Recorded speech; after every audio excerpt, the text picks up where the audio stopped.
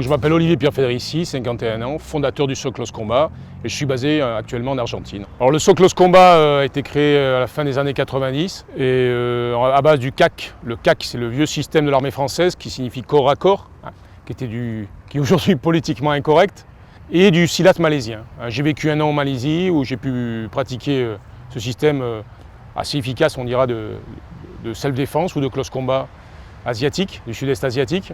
Et j'ai fait une synthèse entre le CAC, le SILAT malais et les techniques de protection VIP, car j'étais garde du corps pas mal de temps. Donc mon parcours sud-américain, je suis parti fin 94, j'ai eu un contrat avec l'armée uruguayenne pour former 2 divisions de 4 de l'armée de terre et ses troupes de marine. Donc marine et préfecture navale. Donc là j'ai créé là il a fallu vraiment, c'était un laboratoire vivant pour moi, il a fallu vraiment que je crée un système très simple pour des militaires.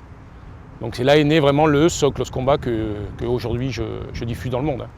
Donc ça a été une aide fondamentale parce que j'avais 40-50 mecs par jour et là il fallait vraiment les former. Un militaire, il veut des trucs très, très concis, très pratiques, donc on ne peut pas leur mentir. Ensuite je suis passé aux pays voisins géants, on va dire, c'est l'Argentine, la République argentine. Où là j'ai travaillé aussi on a formé tout ce qui est l'équivalent du JGN, c'est-à-dire les groupes spéciaux de gendarmerie, l'armée de terre.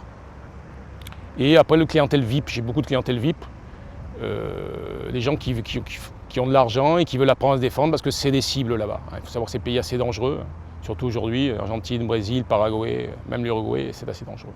Alors l'objectif du Soclos Combat, c'est System of Operational Group, c'est-à-dire pour groupe opérationnel, c'est-à-dire quelqu'un qui est formé pour pouvoir apprendre très rapidement. Alors l'objectif c'est former des gens très rapidement. On n'a pas 6 mois, on n'a pas 1 an ou 3 ans.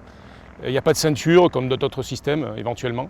C'est du vrai close combat. On commence toujours par une partie physique, entraînement, pompe, abdos, course, sprint, travail pliométrique et compagnie.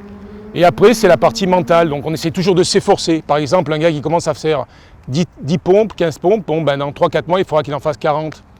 Donc il y a un effort mental qui fait que le gars va être de plus en plus guerrier, entre guillemets, quoi.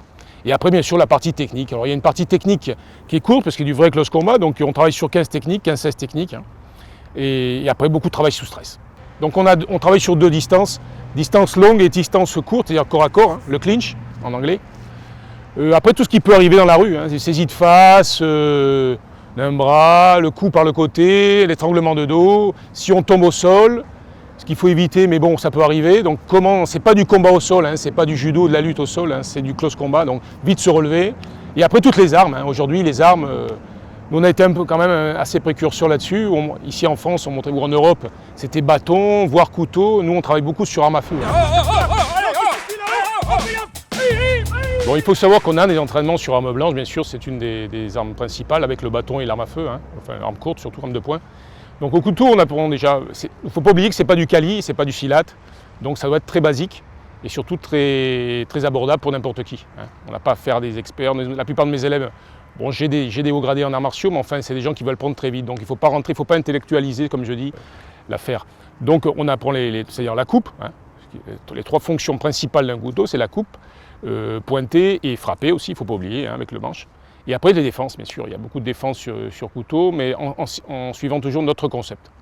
C'est la triangulation et frapper dans le même temps. Ce qu'on retrouve aussi un peu en penchak, mais beaucoup plus simple. 1, 2, je remise au jour. J'évacue la zone de combat, regarde. Alors une anecdote, oui, justement, on parlait de garde du corps, j'ai un de mes élèves garde du corps qui venait aux cours, c'était pas un des meilleurs élèves, mais c'est un gars qui venait, bon, parce qu'il faut savoir que les cours pour eux sont obligés, sont obligatoires. Donc il venait et un peu, bon, par obligation, et un jour il a eu un gros problème dans la rue et il m'est venu m'a remercié parce qu'il appliquait vraiment, les concepts lui sont ressortis. Pourquoi? Parce que justement, travail du basique. Il n'avait pas 50 000 techniques dans la tête, donc il n'y avait pas de confusion. Contrairement à certains professeurs ou maîtres qui disent que plus on a de technique, plus on est efficace, je pense que c'est une hérésie, mais enfin, donc il avait peu de technique, mais le concept bien assimilé. Et le jour où dans la rue il était dans un quartier vraiment mal famé là-bas, où il est tombé en moto, bon, ils sont venus dessus et ils sont venus le frapper et il a tout ressorti, quoi. Il est venu m'appeler au téléphone, il m'a dit je te remercie, vraiment, je ne croyais pas, mais ça a fonctionné. Voilà, donc ça c'est ça le concept. C'est même des gens qui n'avaient pas a priori l'envie vraiment de pratiquer, même s'ils en avaient besoin par leur profession, bon, le concept, ce que j'appelle nous le virus, a fonctionné.